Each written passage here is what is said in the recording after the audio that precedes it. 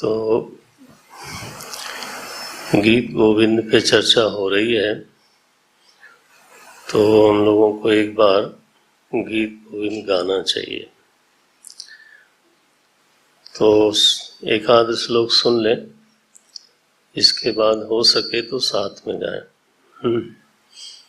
अगर आपके पास भागवत जी हो, संभव हो तो साथ में गाएं। हाँ, यहाँ से नहीं दोहराना है।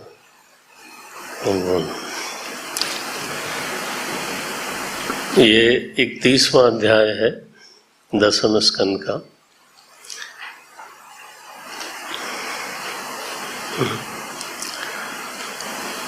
जयति तेऽधिकं जन्मना व्रजः सयत इंदिरा शश्वदत्रहि जयति जन्मना व्रजः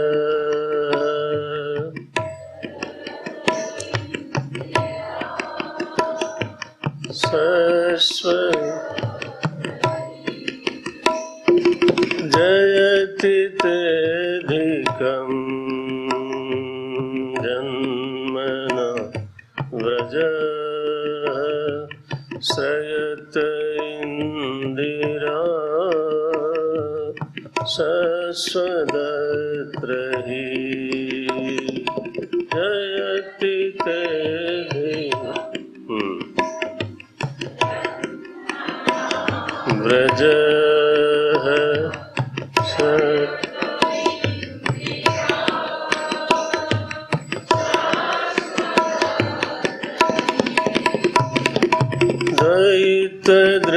दयितदृश्यतां दिक्षुतावका स्रव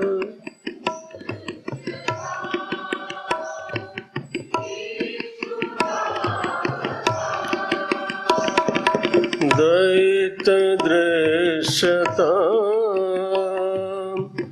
दिक्षुतावका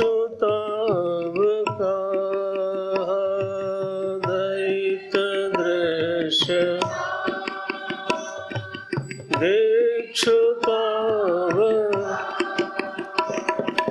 त्वयि धृता सर्वस्त्वां विचिन्वते त्वयि धृता सर्वस्त्वां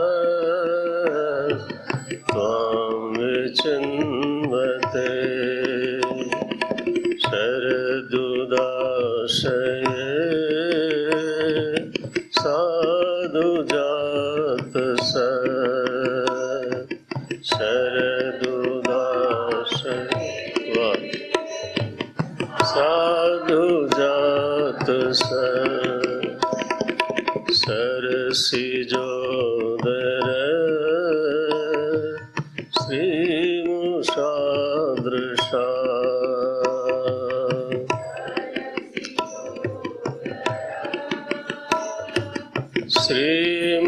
श्रीमुषादृशा सुरतनाथ ते शुल्कदासिका सुरतनाथ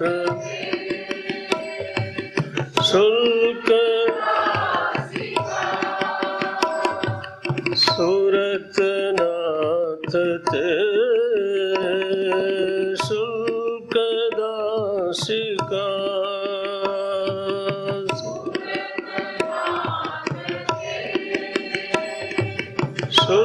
शुल्कदासी वरद निघ्नतो किं वद वरद निघ्नतो किं वद विषजला यान राक्षसा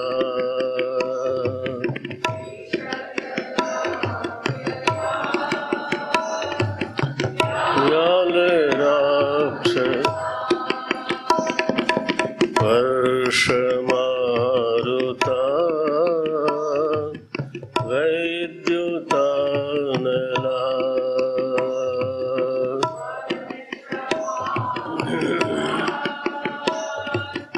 वैद्युता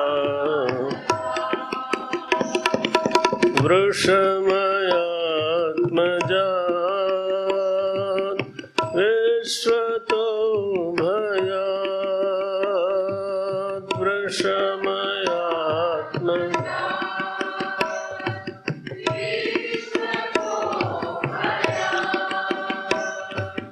वृषभते वयं रक्षितामो वृषभते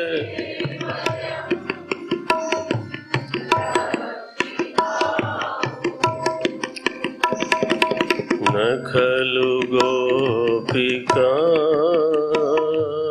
नन्दनो भवान् न खलु गोपिका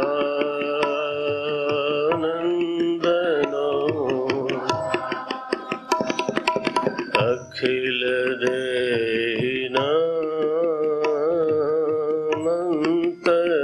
देहिनामन्तरात्मदृक् अखिल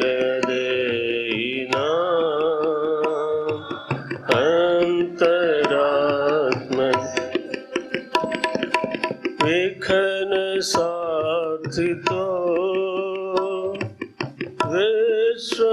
विश्वगुप्तये विखन साधि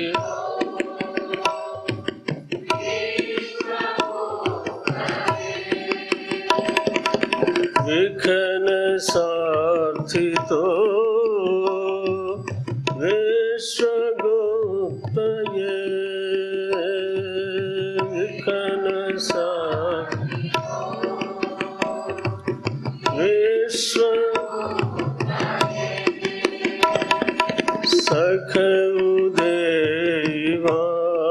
सखउदेवां सात्वतां कुले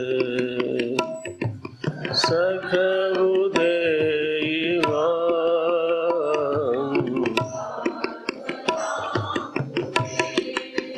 अब साथ में गा सकते हैं,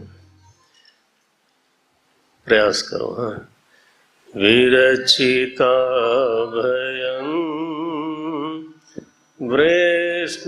वृष्णुधुर्यते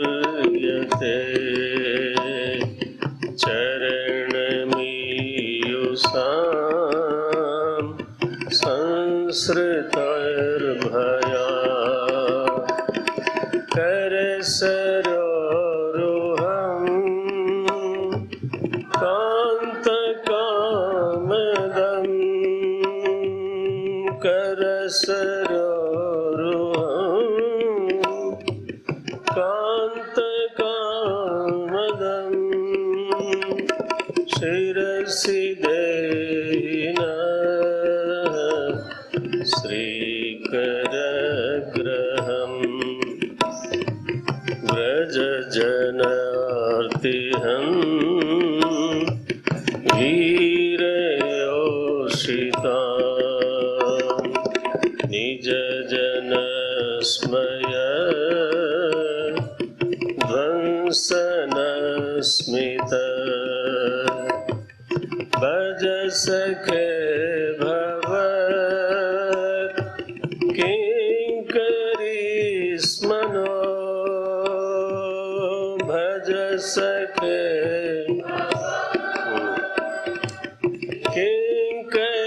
किङ्करीस्मनो जलरुहाननं चारु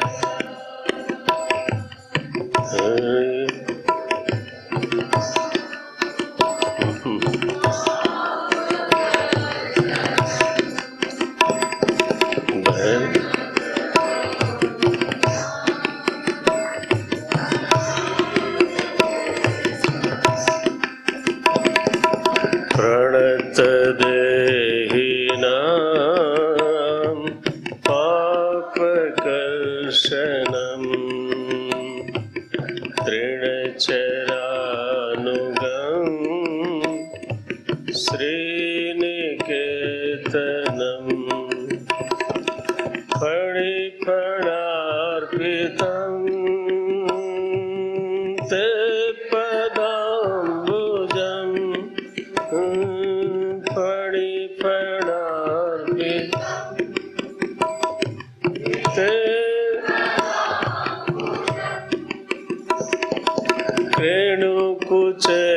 रेणुकुचेषुनः कृन्दिहृच्छयम् मधुरया गिरा वल्गुवाक्यया बुद्धमनोज्ञया पुष्करे क्षण बधिकरीरिमा वीरमुह्यतो अधर सिधुना प्यायवस्वन अधर सिधुना प्यायवस्वन तव कथामृतम्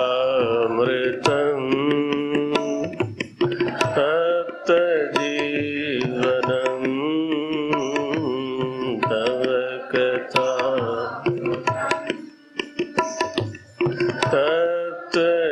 तप्तजीवनम् कविभिरीडितम् कल्मषापहम् श्रवणमङ्गलम् श्रीमदात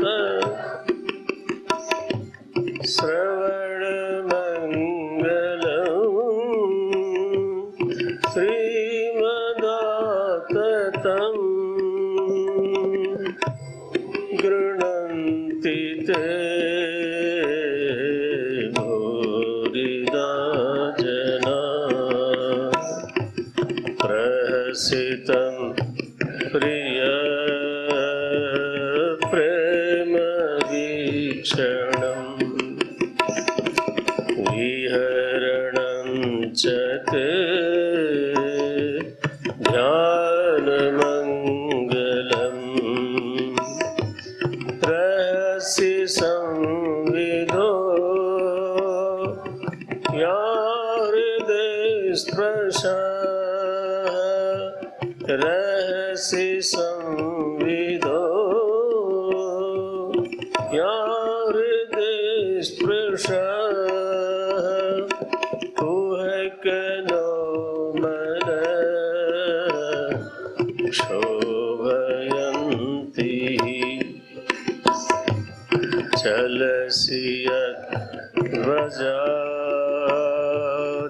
यद्व्रजाच्चारयन् पशु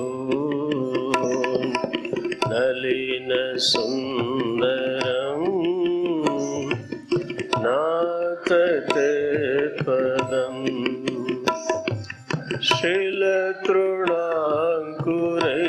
शिलतृणाङ्कुरैः सीदतीति न कलिलतां मनः कान्तगच्छति दिनपरीक्षये नीलकुन्तलैः वनरुहाननम् बिभ्रदावृतम् घनरजस्वलम् दर्शयन्मुहुः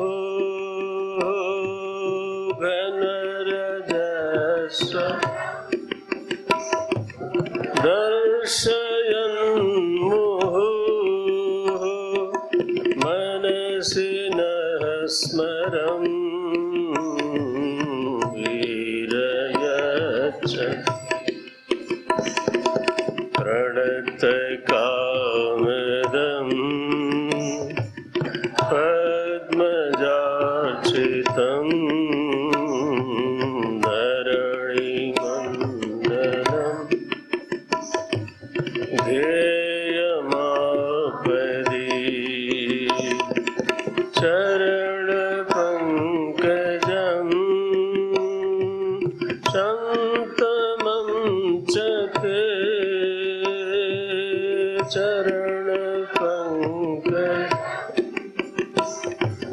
शान्तमं च ते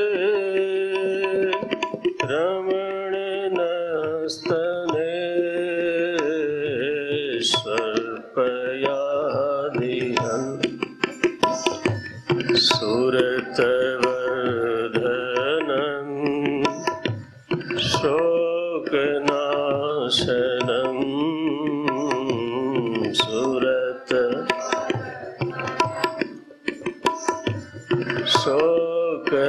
शोकनाशनं स्वरितवेणुना सोष्ठुचुम्बी इतररागवे स्मरणं नृणाम् इतररागवे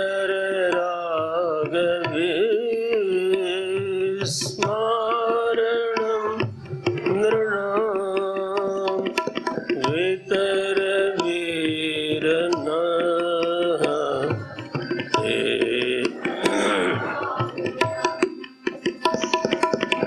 अटति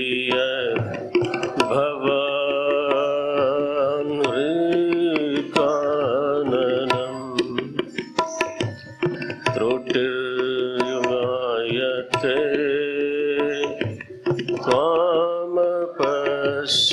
त्वामपश्यताम् कुटिलकुन्तलम् श्रीमुखं च ते कुटिल श्रीमुखं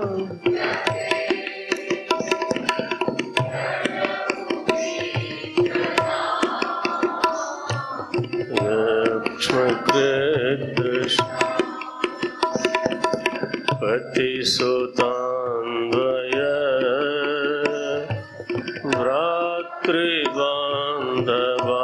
भ्रातृबान्धवान् अतिविलङ्घ्य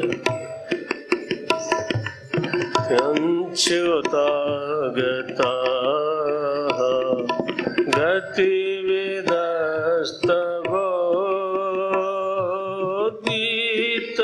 गतिविदस्तवोद्गीतमोहिता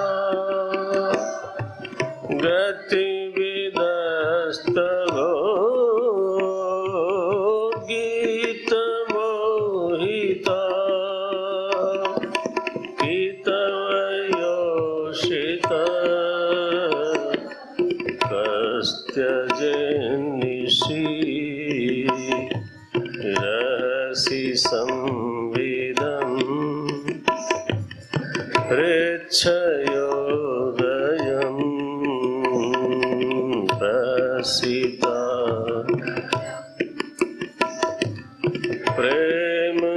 प्रेमवीक्षणम्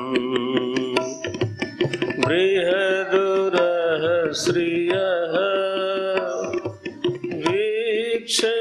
वीक्षदामते बृहदुरहस्रियो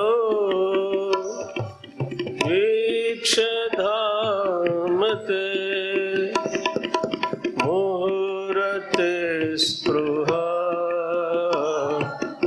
मुह्यते मनः व्रजवनौकसा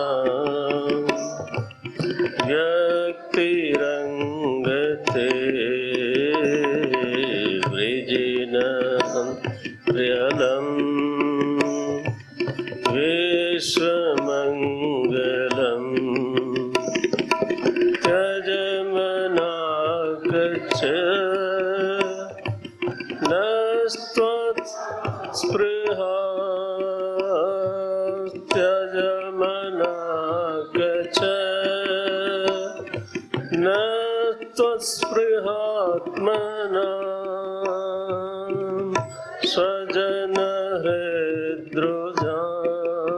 स्वजनहृद्रुजाम्य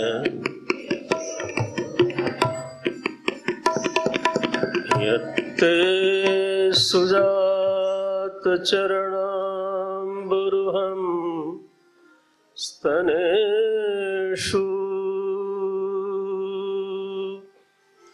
भीताशनैः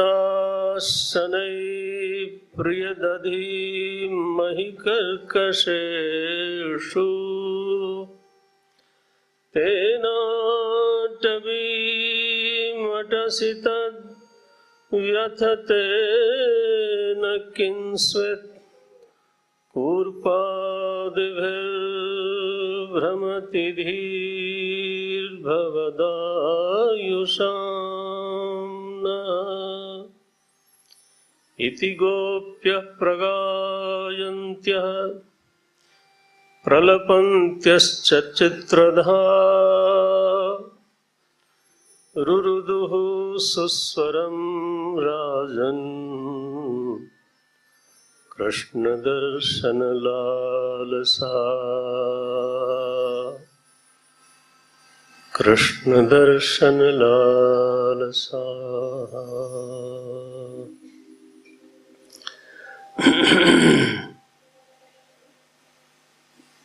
भरसक इसको रोज गाया जाएगा। उपासना में गीत गोविंद का बहुत महत्व माना गया है, गोपी गीत का बहुत महत्व माना गया।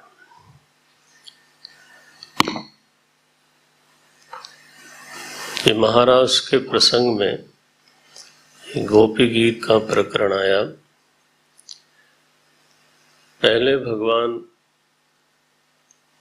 तो बांसुरी वादन करते हैं, जो 29वां अध्याय है रास पंचाध्यायी का पहला अध्याय। उसमें जो शब्द आता है, आपके पास ग्रंथ होगा तो ज्यादा लाभ होगा, इसलिए कल से ग्रंथ लेके आइएगा। विद्यार्थी लोगों को तो जरूर लाना है। असल में हमारे समाज को अभ्यास ऐसा पड़ गया कि पोथी जो है वो पूजा और आरती के लिए होती है, तो वो अभ्यास नहीं होना चाहिए। हाँ, हमारे पूज्य गुरुदेव का ये अथक प्रयास रहा हमेशा कि लोगों को शास्त्र से जोड़ा जाए। लोग शास्त्री से जुड़ते हैं, शास्त्र से नहीं जुड़ते। आप शास्त्री से जरूर जुड़िए, उसमें हमें कोई आपत्ति नहीं है, लेकिन शास्त्र से भी जरूर जुड़िए, ये बहुत जरूरी है। ये देखना भी जरूरी होता है कि शास्त्री शास्त्र से ही बोल रहा है या अपने मन में से। ये समाज की भूल है और ये भी हमारे भटकने का एक बड़ा कारण है। नारायण। तो रास पंचाध्यायी का जो प्रथम श्लोक है, भागवत जी के हिसाब से 29वें अध्याय का जो प्रथम श्लोक है, उसमें शब्द आता है भगवान अपि तारात्रि शरदोत्फुल्ल मल्लिकाः वीक्षरन्तुम मनश्चक्रे योग मायाम उपाश्रितः। 10वें स्कंद का 29वें अध्याय का पहला श्लोक। यहां से शुरुआत होती है, लेकिन यहां से शुरुआत नहीं होती है। जब हम महाराष्ट्र के प्रकरण का मनन करना चाहते हैं, उसमें प्रवेश करना चाहते हैं, उसको समझने का प्रयास करना चाहते हैं, तो शुरुआत तो प्रथम स्कंद से ही होती है। तो कम से कम 10वें स्कंद के आरंभ से ही समझने का प्रयास होना चाहिए। कल हम निवेदन कर रहे थे कि जब मेरे और जगत के बीच में कोई हस्तक्षेप करता हुआ मालूम पड़ता है, जीवन में मुझको कोई सहारा दे रहा है, ऐसा जब मेरा अनुभव होता है, ऐसा लगता है कि अगर मैं कुछ गलत चाहता हूं तो मेरे प्रभु वो नहीं होने देते, और जिस शुभ की कल्पना भी मैं नहीं कर सकता उसकी ओर ले जाते। बलात् प्रेरित करते हैं, ऐसी परिस्थिति बनाते हैं कि मैं बलात् उस दिशा में जाऊं।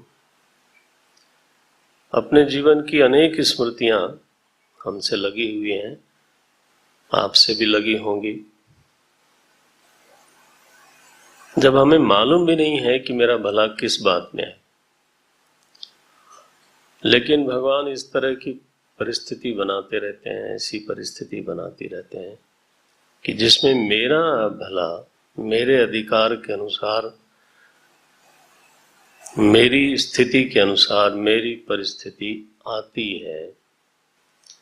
गोस्वामी जी ने कभी कभी इसको प्रारब्ध भी लिखा, जैसी हो भवितव्यता तैसे ही मिले सहाय। जैसा होना होता है वैसा ही सहायक मिलता है, लेकिन वो सहायक मिलता है वो केवल प्रारब्ध की वजह से नहीं। प्रारब्ध के पीछे हमारे मालिक साहब बैठते हैं, वो वैसे सहायकों को भेजते हैं, ऐसा योग बनाते हैं। ईश्वरस्तु महायोजकः, आयोजन करने वालों में शिरोमणि हमारे प्रभु हैं और रक्षा करने वालों में भी शिरोमणि हैं।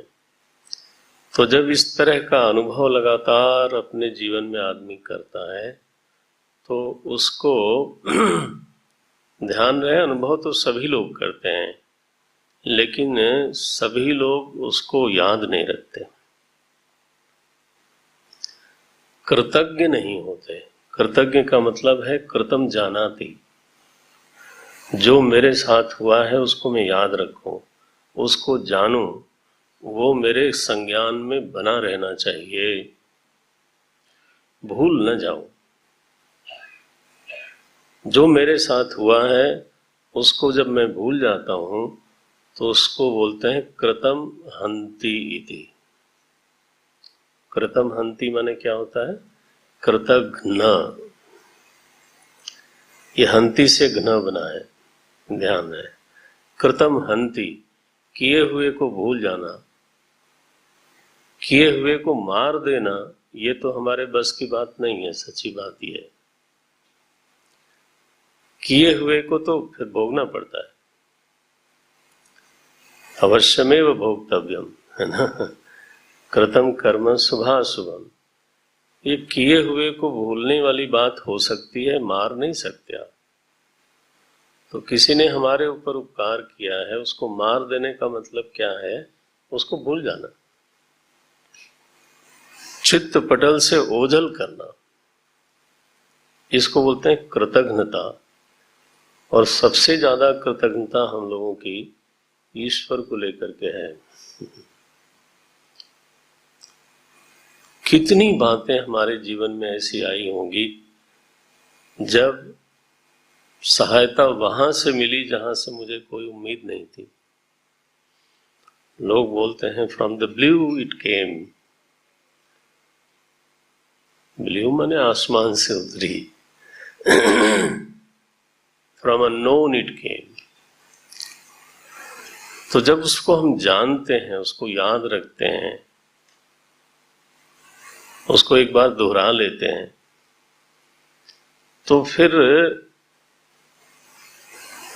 जीवन में एक बड़ी अद्भुत चीज का उदय होता है। और इसलिए जितना ही अधिक याद रखेंगे, जितना ही अधिक दोहरावेंगे, उतनी ही संभावना अधिक है कि वो चीज प्रकट हो जाए जीवन में। उसका नाम है भक्ति, भरोसा भक्ति। भक्ति क्या है? भक्ति माने क्या? भरोसा भक्ति, प्रभु में भरोसा, प्रभु की कृपा में भरोसा, उनके आश्रय का बोध, उनके आश्रय की अनुभूति जीवन में होवे, इसका नाम है भक्ति। वो कोई अचानक होने वाली घटना नहीं है, कोई चमत्कार नहीं है, ये तो धीरे धीरे जब हम याद रखते हैं जो मेरे साथ हुआ है, जब हम उसको बराबर याद रखते हैं, तब भरोसा दृढ़ होने की संभावना है। क्योंकि भरोसा हम किसका कर रहे हैं? जिसको हमने देखा नहीं।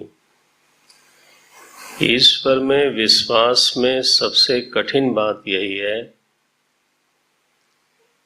विश्वास नहीं हो पाता, उसका सबसे बड़ा जो प्रतिबंधक है, उसमें सबसे बड़ा जो कारण है वो यही है कि माने मैं उस पर विश्वास करने जा रहा हूं जिसको मैंने देखा नहीं, जिससे मैं मिला नहीं। कोई अनदेखा है, अनमिला है, उस पर मैं अपने जीवन का भरोसा कैसे करूं? बहुत बड़ी बाधा है, बड़ी कठिन एक बाधा है जिसको पार करने वाली बात है। इसमें अनमिला, अनदेखा ये वाक्य हम लोग बोल सकते हैं, लेकिन अनसुना नहीं बोल सकते। बचपन से उसके बारे में उसका नाम सुनते हैं, उसकी महिमा सुनते हैं।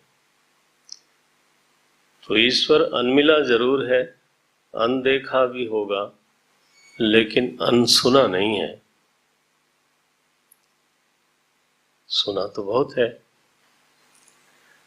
अब एक और चीज है जो मदद कर सकती है हमारी, वो वही है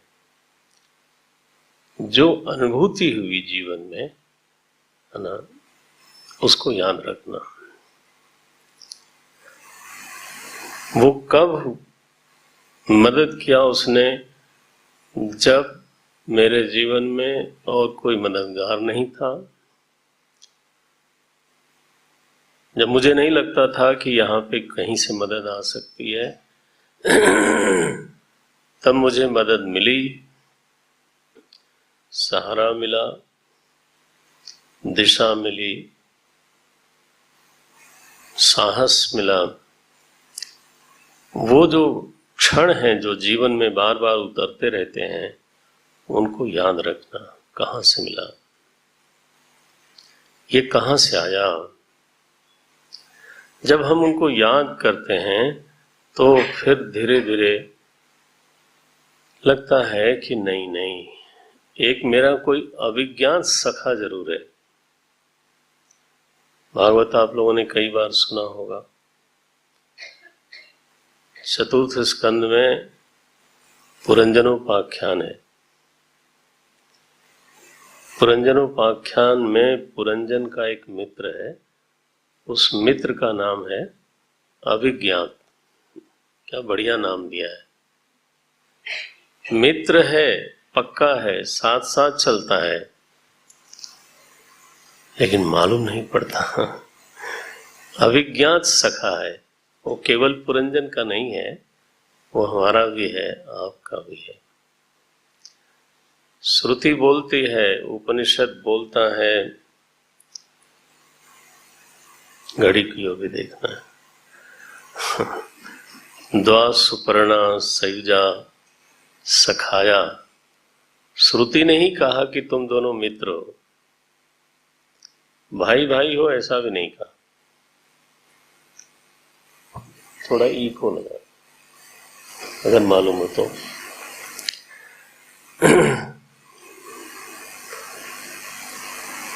द्वा सुपर्णा सयुजा सखाया समानम वृक्षम परिशस्व जातम तयोरेकः पिप्पलं स्वादुवत्ति अनस्नन् अन्यः अभिचाकशीति। उपनिषद श्रुति माता बोलती हैं, ये एक ही डाल पर दोनों पक्षी बैठे हैं,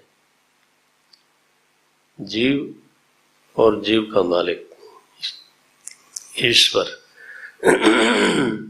एक ही डाल पे हैं, एक साथ हैं, सयुजा सखाया समानम वृक्षम परिशस्व जातम।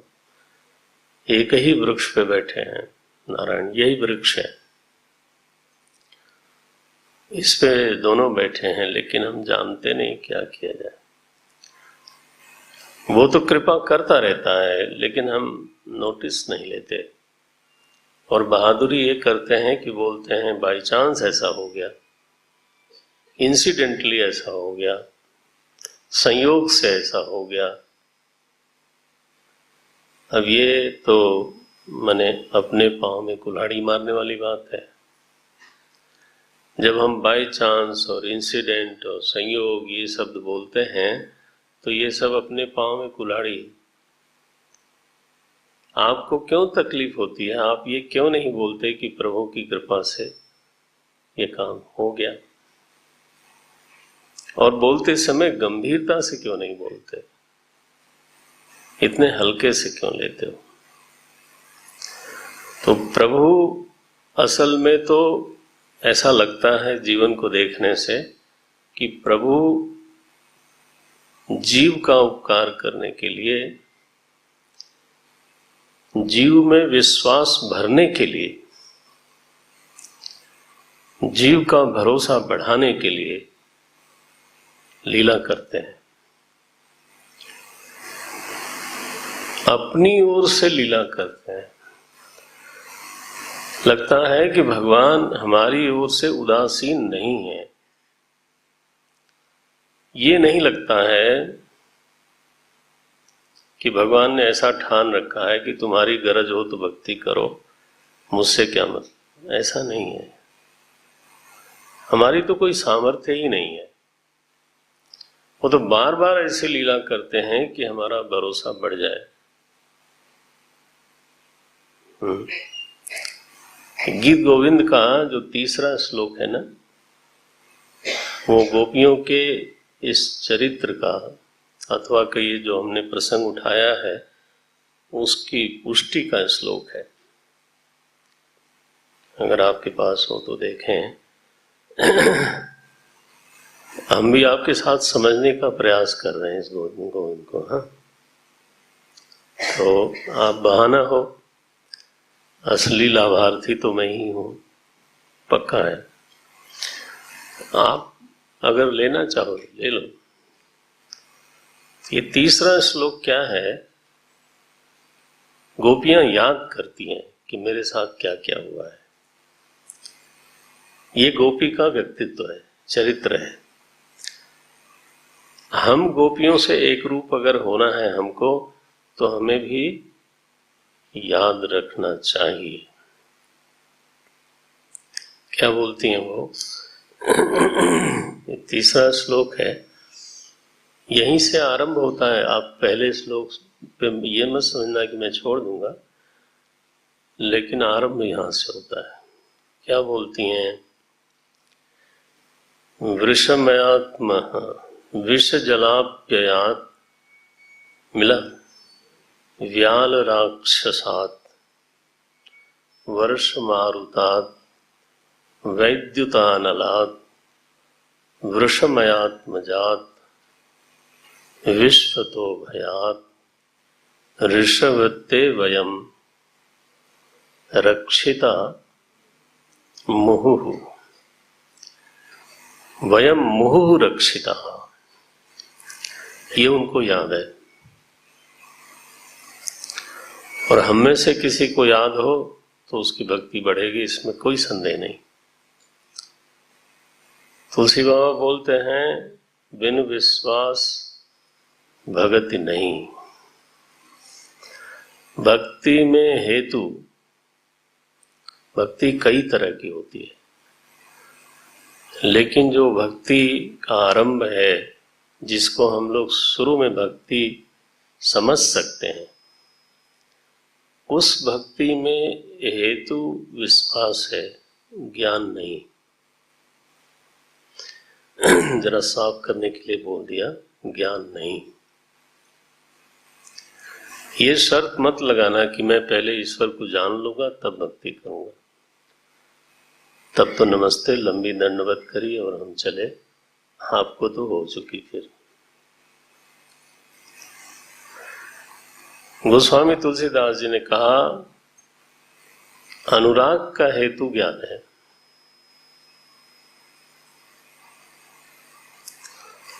थोड़ा मनन वाली बात है। बिन सत्संग न हरि कथा, तहि बिन मोह न भाग, मोह गए बिनु राम प्रद, होई न दृढ़ अनुराग। तुलसी बाबा का ये निर्णय है कि निर्मोह हुए बिना, माने मोह का ध्वंस हुए बिना अनुराग नहीं होता। इसलिए मैंने कहा भक्ति कई तरह की होती है। जिस भक्ति की हमको निहायत जरूरत है और आरंभ में वही भक्ति होती है, उस भक्ति का हेतु है विश्वास, और विश्वास का हेतु है ये स्मृति जो गोपियों को है, रक्षिता मुहुः। हमको याद है प्रभु, आपने हमारी एक बार नहीं, मोह माने बार बार जीवन में जब जब संकट आया तब तब वयम रक्षिता मुहुः, बारंबार हमारी रक्षा हुई है। याद है मुझे, आप लीला ही ऐसी करते हैं जिससे हमारा भरोसा बढ़े। ग्वाल बालों ने विषैला जल पी लिया काली दह का, यही लिखा पहला मंत्र ये, विषमयात जलाप्ययात। क्या बोलते हैं? विष जलाप्ययात व्याल राक्षसात। जब ग्वाल बालों ने विषैला जल पिया वो तो मर गए, भगवान ने अपनी अमृत दृष्टि से उनको देखा और जलाया। उस समय मुझे याद है हम लोगों को कि आपने उस विषैले जल से न केवल उस समय रक्षा करी, बल्कि जिसकी वजह से वो हृदय विषैला हो रहा था, उस काली नाग का मान मर्दन करके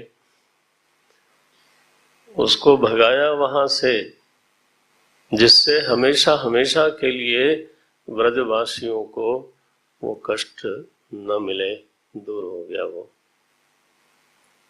तो ये पहला स्मरण उनको ये है।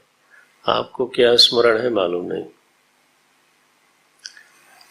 आप कभी कॉपी किताब और दूसरों से क्या कहेंगे, कॉपी कलम लेके बैठ के देखिए और लिखिए कि पहला स्मरण आपको क्या है। इसी को साधना बोलते हैं भाई। साधना कोई शीर्षासन का नाम नहीं होता है। ये तो साधना तो शास्त्रीय होनी चाहिए ना, शास्त्र सम्मत होनी चाहिए। विष जलाप्ययात, ये श्लोक पर हम आएंगे, चलो अनुवाद कर देता हूं। विष जलाप्ययात व्याल, आप जानते हैं अघासुर बहुत बड़ा सर्प बन करके उपस्थित हुआ था। उसके मुंह में सारे के सारे ग्वाल बाल चले गए। राक्षसात, राक्षसों से, वर्षम, वर्ष मारुतात, जब इंद्र का कोप हुआ महावृष्टि हुई और फिर बहुत तेज हवाएं चली, विद्युत गिरी, दावानल हुआ, जंगल में जब आग लगी आपने रक्षा करी, आग पी गए भगवान। तो ये प्रसंग है, गोपियों को खूब याद है। तो अब गोपी का व्यक्तित्व तो क्या बना? ब्रज में जो स्त्री रहती है उसका नाम गोपी है ना। गोपांगनाएं जो हैं उनका नाम गोपी है। ये भक्ति और अध्यात्म में ये परिभाषा काम नहीं आती, ठीक है ना। वहां तो देखना पड़ता है कि उसका अंतर व्यक्तित्व क्या है। उसका शरीर क्या है, वो कहाँ की रहने वाली है या कहाँ का रहने वाला है, इसका कोई मतलब नहीं। आपका तो तत्व वो शुरू हो गया ना, श्लोक शुरू हो गए, तो उसमें जब वेदांत के अधिकारी की बात आती है तो शरीर की चर्चा ही नहीं होती। काला है कि गोरा है कि किस उम्र का है, स्त्री है कि पुरुष है, कभी पढ़ा आपने? एक बार भी उल्लेख नहीं होता देशी है कि विदेशी है, किस जाति का है। वेदांत में व्यक्ति का परिचय उसके अंतःकरण के अनुसार होता है। साधन चतुष्टय संपन्न, ऐसा पढ़ते हैं आप लोग। तो वो तो सारे जो गुण हैं वो अंतःकरण के हैं, शरीर का एक भी गुण नहीं। ध्यान गया? शरीर का एक भी गुण नहीं है अधिकारी बनने में। नारायण, तो भक्ति में भी अधिकार जो है ना वो अंतःकरण का है। ये हमारी गोपियां हैं, आदर्श भक्त हैं, इनको याद रहता है कि प्रभु ने हमारे साथ कब कब क्या क्या किया है। इस कृतज्ञता पर उनको भरोसा होता है। बिन विश्वास भगति नहीं। तो जब विश्वास होता है तो उस विश्वास से आश्रय बुद्धि बढ़ती जाती है और अज्ञात के प्रति आश्रय भाव ज्यादा हो जाता है। और जो लोग सामने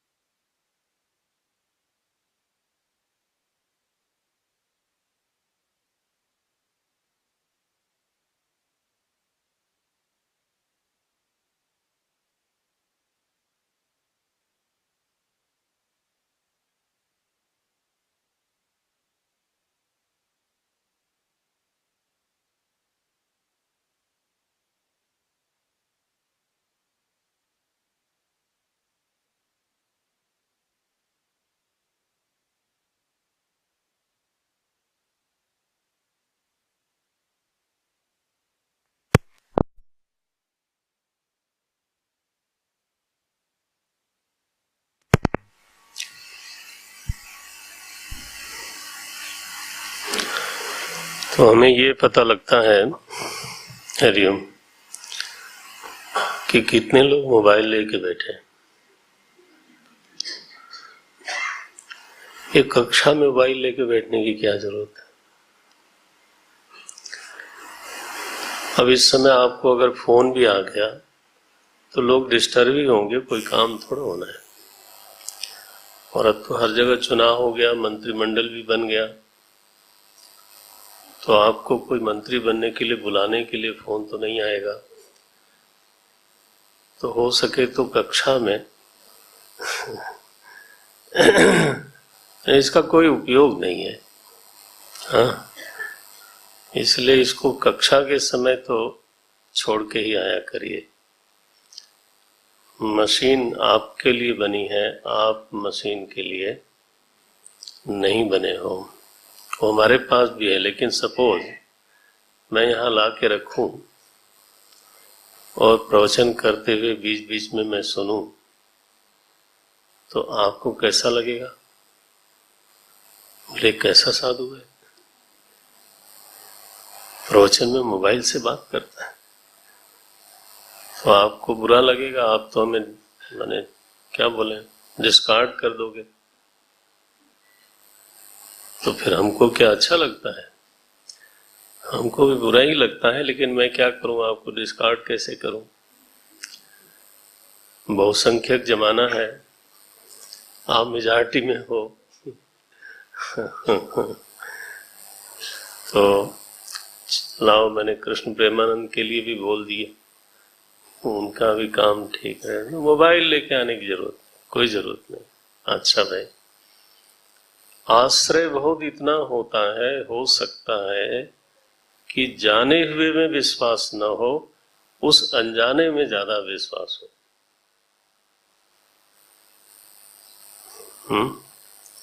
ये भक्ति का थोड़ा उत्कृष्ट रूप है। जाने हुए लोगों में कम विश्वास हो, ठीक है, क्योंकि बहुत धोखे मिले हैं जीवन में। जाने हुए लोगों में कम विश्वास हो, उस अनजाने में, अनदेखे में ज्यादा विश्वास हो, ये हो सकता है और ये होता है। जिनको होता है उन्हीं को लोग बोलते हैं भक्त, ठीक है। और वह विश्वास इस हद तक पहुंचता है, पहुंच सकता है कि मांगने की जरूरत न रहे। वो सब जानते हैं, जो भावे सो कर कृपा, तेरो तुलसी है। तो इच्छा क्या है? इच्छा है देखने की। इच्छा ये है कि आप राजी रहो, प्रसन्न रहो मेरे ऊपर, आपकी दृष्टि मेरे ऊपर है ऐसा मुझे मालूम पड़े। आपकी दृष्टि मेरे ऊपर तो है, वो तुम नहीं भी चाहे तो है, लेकिन मुझे मालूम पड़नी चाहिए कि आप मुझे देखते हो, नजर रखते हो। ये होना जरूरी है। गोपियों के सामने से भगवान ओझल हो गए। गोपी गीत में क्या प्रसंग है?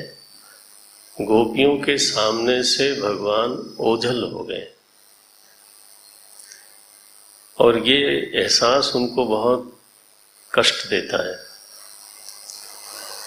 तो वो गीत गाती हैं। पहले तो उनके पीछे पीछे जंगल में ढूंढती हैं और फिर उनको जैसे ही ये अनुभूति हुई कि जितना ही हम अंदर जाके ढूंढेंगे भगवान छिपने के लिए और अंदर चले जाएंगे, तो ये उनको कष्ट देगा। उनके लिए कांटे हैं, कंकरीली हैं, पत्थर हैं, अंधेरे में पता नहीं कुछ और भी चीजें हैं। तो इसलिए अब हम ढूंढने नहीं जाते। वो फिर से यमुना जी की रमण रेती में, है ना, रमण रेती में आ गई और गायन्त्यः, फिर वो गाती हैं, भगवान का गीत गाती हैं। उस गीत का नाम है गोपी गीत। मैंने गोपियों का एक परिचय तो आपसे कराया, वो ये है कि वो भक्त हैं और वो बहुत ऊंचे दर्जे की भक्त हैं। नारद भक्ति सूत्र में उन्हीं को भक्त कहा गया, यथा व्रज गोपिका नाम। भक्ति के लिए कहा गया। भक्ति का अगर कोई आदर्श है, दृष्टांत देने लायक कोई है, तो वो है व्रज गोपियां, यथा व्रज गोपिका नाम। नारायण ऐसी भक्ति है, ऐसा विश्वास है उनके हृदय में, लेकिन ध्यान रखना वो नायिका बन के भक्ति करती हैं, प्रेमिका बनकर के भक्ति करती हैं। देखें, इन बातों को प्रवेश करने के पहले थोड़ा समझना जरूरी होता है। छेड़ूं कि नहीं छेड़ूं? 8:30 तो बज गए। जीव का ये अधिकार है कि वो भगवान से किस तरह का संबंध जोड़े, ये जीव का अधिकार है, भगवान ने दे रखा है। जीव को अच्छा लगता है तो कहे कि मैं तुम्हारा बाप हूं। दशरथ जी को क्या भावना थी? मैं तुम्हारा बाप हूं। भगवान प्रसन्न हुए तो उनके सामने जब आए, वर मांगो, तो बोले मैं तुम्हारा बाप बनना चाहता हूं। भगवान ने मना किया? नहीं मना किया। ठीक है, न चली, फिर मैं बेटा बन के आऊंगा। नंद बाबा क्या बने? बाप बने। यशोदा जी मां बनी। गोप ग्वाल मित्र बने। किसके? भगवान के। हैसियत क्या थी उनकी? आखिर देखो भला, कोई सखा बनता है, कोई बाप बनता है, कोई मां बनता है, और तो क्या कोई शत्रु बनता है। कंस ने क्या चुनाव किया? मैं तुम्हारा दुश्मन हूं। लेकिन क्यों ऐसा चुनाव करते हो? वो इसलिए चुनाव करते हैं क्योंकि उसकी जो रुचि प्रकृति है वो उसको कंफर्टेबल लगता है कि मैं लड़ाई की भावना तो रख सकता हूं, अब मैं बहुत ज्यादा विनय और प्रार्थना तो कर नहीं सकता। रावण ने क्या भावना रखी? शत्रु बनूंगा। रामायण में लिखा कि डेलिबरेटली जब उसको पता चल गया कि ये भगवान है, बोले तब तो इनसे दुश्मनी जरूर करूंगा। तो आप दुश्मन बन सकते हो, आप पिता बन सकते हो, आप माता बन सकते हो, आप भाई बन सकते हो, आप मित्र बन सकते हो, तो आप नायिका क्यों नहीं बन सकते? किस संबंध से आपको भजन करने में सुविधा होती है, उस संबंध का चुनाव करने का अध्यात्म शास्त्र में जीव को अधिकार है। आप वर्ण कैसा करते हो? तो गोपियां मूलतः भक्त हैं, लेकिन कौन सा संबंध स्वीकार किया उन्होंने? नायिका। तो भगवान जो है नायक हैं, वर हैं, तो भक्त हैं, नायिका भाव से भक्ति करती हैं, और एक महीने कार्तिक मास में देवी कात्यायनी का व्रत करती हैं। आपने सुना होगा। स्नान करती हैं और फिर प्रार्थना करती हैं, नंद गोप सुतम देवी। हाँ, नहीं, बाकी लोगों को नहीं है। नंद देव सुतम नंद गोप सुतम देवी वरम में कुरु ते नमः। ये गोपियां बोलती हैं महाराज, खुला बोलती हैं, वरम में कुरु ते नमः। हम वर के रूप में यादवराज श्री कृष्ण परमात्मा का वरण करती हैं। उपनिषद का ये कहना है कि वर्ण नहीं तो अनावरण भी नहीं।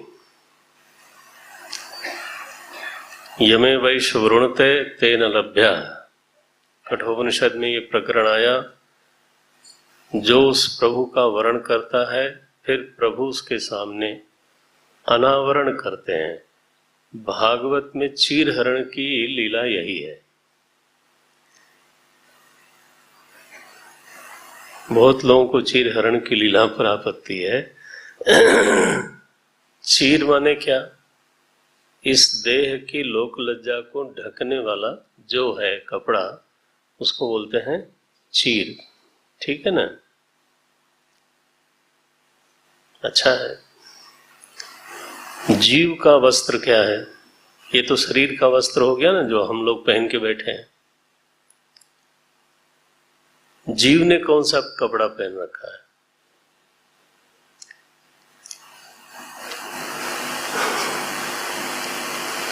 जीव ने जो कपड़ा पहना है उसका नाम है शरीर। वासांसी, बस कपड़ा बदलते हैं। तो अगर भगवान जीव वाला कपड़ा हटा दें तो इसका मतलब तो आपका शरीर ले लेंगे फिर। आप क्या बन के बैठे हो? देहाभिमानी बन के बैठे हो तो जरूर लगेगा कि चीर हरण नहीं होना चाहिए। जीव बन के बैठे हो तो बात दूसरी हो जाएगी। और आत्मा का आवरण क्या है? आत्मा को किसने ढक रखा है? बोले अविद्या ने।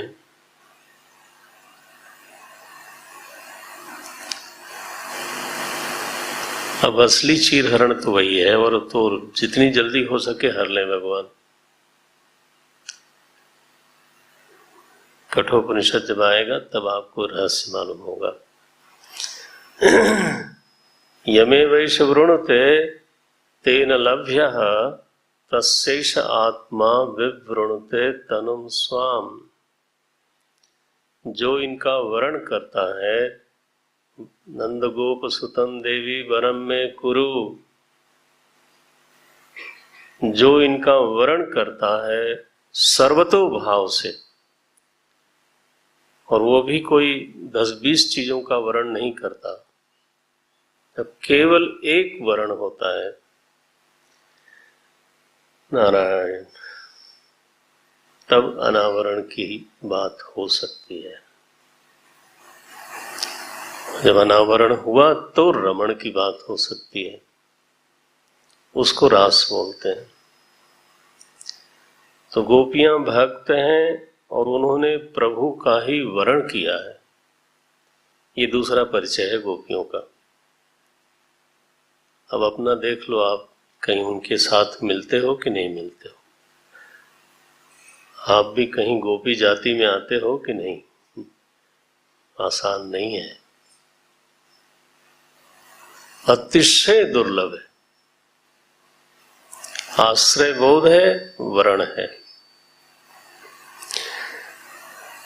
और तीसरा एक परिचय गोपियों ने स्वयं ही दिया है, ये 30वें अध्याय में होगा, जहां गोपियां कहती हैं हम मुमुक्षु हैं। गोपी गीत में प्रवेश करने के पहले इस सत्संग में हम लोग पहले थोड़ा ये आधारभूत बातें इन्हीं पे चर्चा कर लें। पता नहीं 19 श्लोक पूरे होंगे कि नहीं होंगे तो कोई बात नहीं, लेकिन आधार समझ लें आप। ये गोपी गीत खिलवाड़ थोड़ो है। तीसरा उनका परिचय है मुमुक्षु। ये प्रसंग कब आया? आप समझते हैं मैं गोपियों के बारे में ही बात कर रहा हूं, जिसके बारे में बहुत तबला हारमोनियम बजती है। आजकल तो महोत्सव बहुत ज्यादा होने लगे, लेकिन थोड़ा दार्शनिक बातें भी समझ लेनी चाहिए। ये तुम लोगों को मैं कोई आपत्ति नहीं कर रहा हूं, तुम तो सहयोगी हो लोग।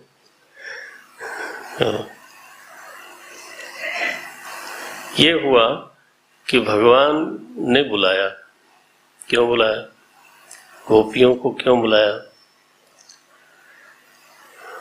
मैं क्या बताऊं, ऐसे मोड़ पे कथा पहुंची हुई है कि छोड़ना भी मुश्किल। आगे बढ़ाने में हमारे मनीराम कह रहे हैं कि अब लोगों को भूख लगी होगी, तो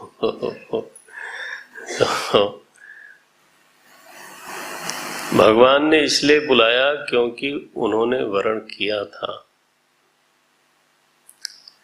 सच बात यही है कि आज भी, पहले भी और कल भी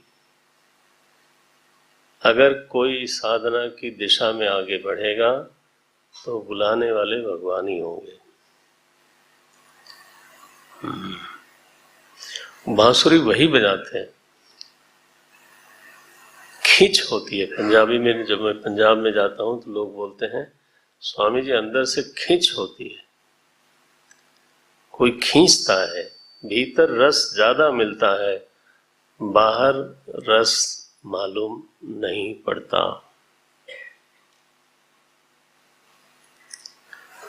जब जीवन में वो शुभ घड़ी आवे, बाहर का रस झूठा लगता है। आप बाहर एंजॉय करो, मैं उसमें बाधा नहीं डालता, लेकिन आपकी ही बुद्धि कई बार बोलती है कि सर ऐसे ही यार दिखावा है, और भीतर चुपचाप बैठने में, थोड़ा भजन करने में रस आता है, तो ये बांसुरी बज रही है। फिर ये भीतर वाले की बांसुरी खींच होती है, चलो वही देशवान, अब मौका आना चाहिए, अब समय मिलना चाहिए। बार बार जब वहां से पुकार आवे, तो यहां तो बांसुरी बजाई भगवान ने, बहुत मजेदार है। पूरा वृंदावन था, बांसुरी केवल गोपियों ने सुनी। ये कौन सा तरीका है भाई?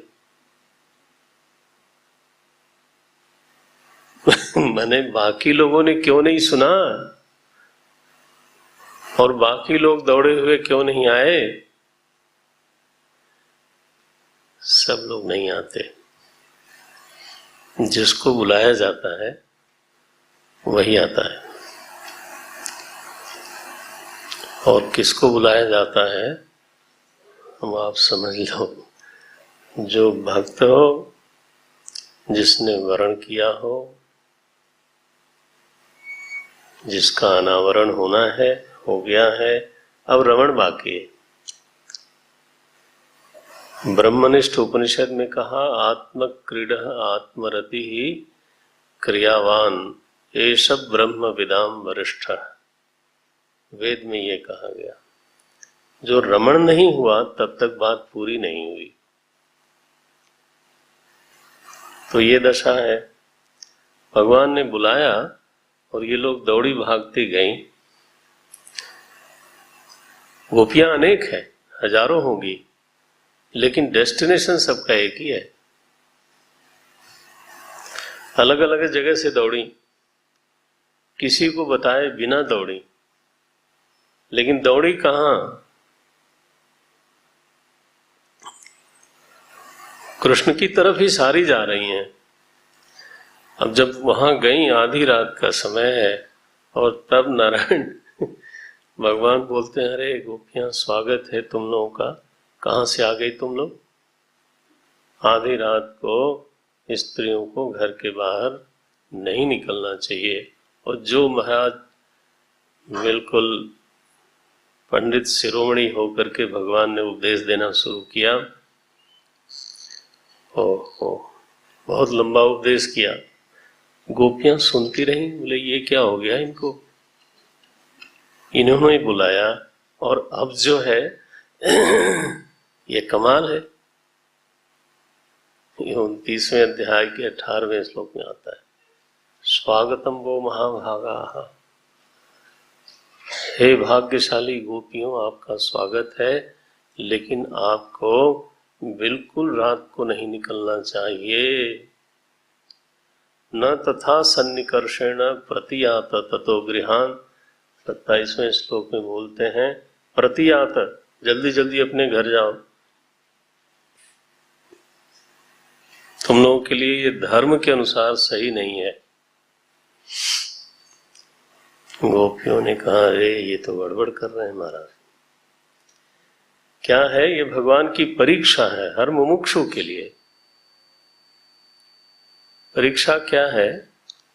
हमारे वेद में, पता नहीं आपने विषय कैसे सुना है, हमारे वेद में एक पूर्व मीमांसा है, उसको धर्म बोलते हैं, और एक उत्तर मीमांसा है जिसको वेदांत बोलते हैं। तो भगवान ने पूर्व मीमांसा का पक्ष लिया, धर्म ये कहता है, धर्म ये कहता है, धर्म ये कहता है। तो गोपियों ने कहा कि अच्छा फिर हम उत्तर मीमांसा शुरू करते हैं। तो यहाँ जो संवाद है ना, वो पूर्व मीमांसा और उत्तर मीमांसा का है। गोपियों ने पूछा कि धर्म से क्या होता है? बोले धर्म से चित्त शुद्धि होती है, हृदय निर्मल हो जाता है। बोले उससे क्या होता है? हृदय निर्मल हो जाएगा तो क्या होगा? बोले उससे भगवान की प्राप्ति होती है। बोले बहुत अच्छा, तो हमको प्राप्ति हो गई तो फिर से हम नाव में चढ़े। नाव पे चढ़ने से क्या होगा? बोले उस पार चले जाते हो। अब मैं ऑलरेडी उस पार हूं, बोले नाव में बैठे रहना। ये क्या उपदेश करते हो आप?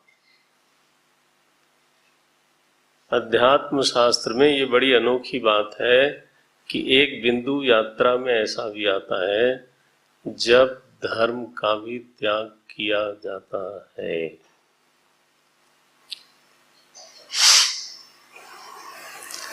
धर्म क्या है? माता पिता की सेवा करनी चाहिए, धर्म है। तो ये जो ब्रह्मचारी लोग यहाँ आए हैं, महाधर्मी, बिल्कुल दुष्ट आत्मा, तो गलत किया इन्होंने। यही कृष्ण भगवान बोल रहे हैं।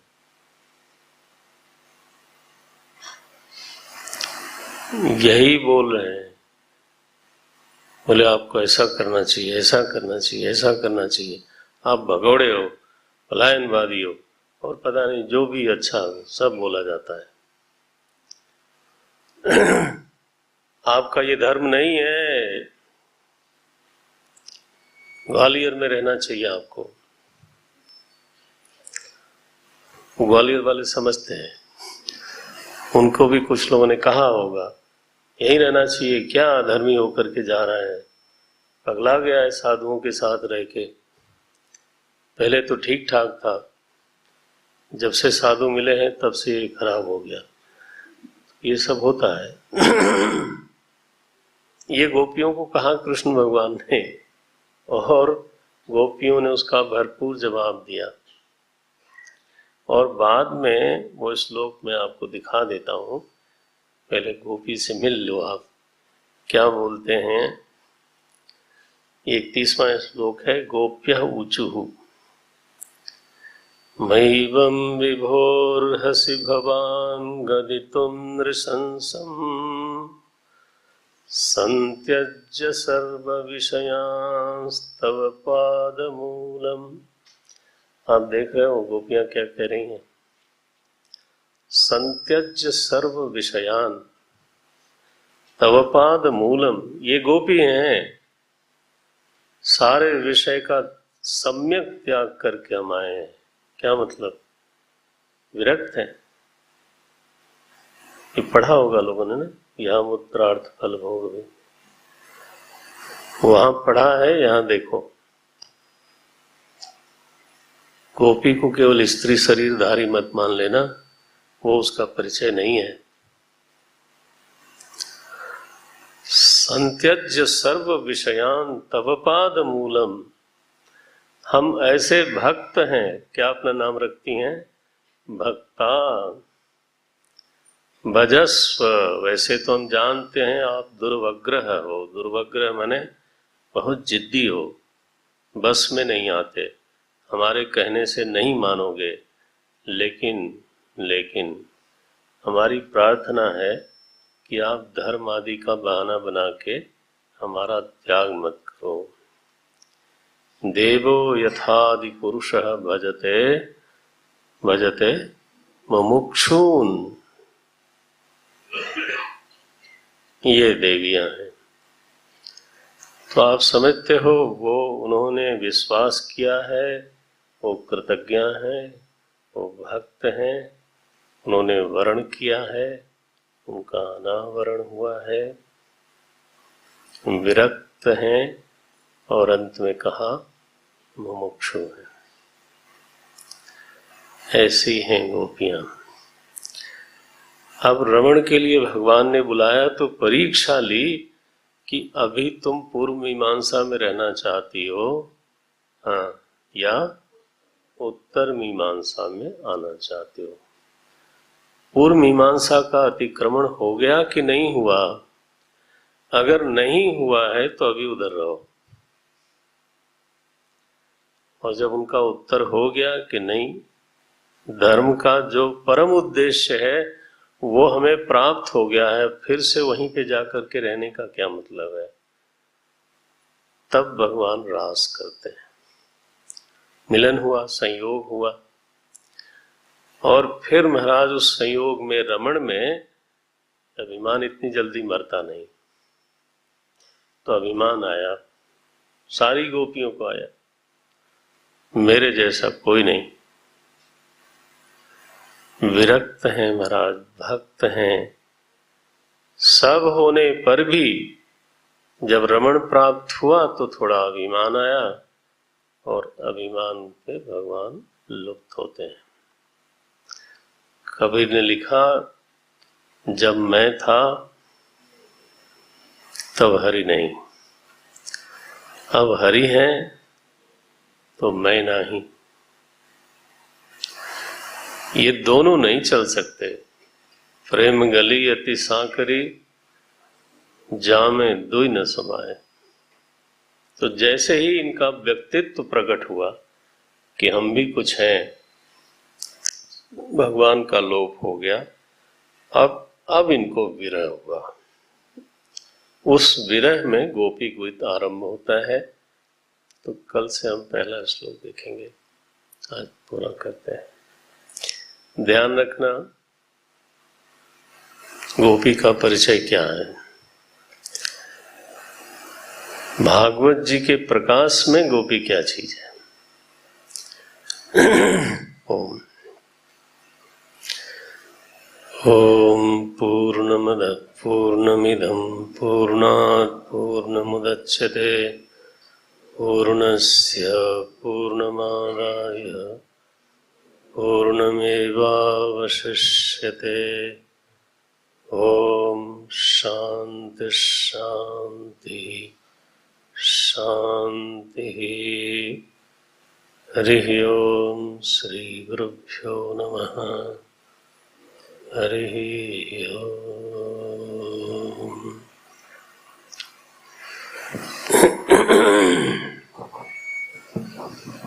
नारायण।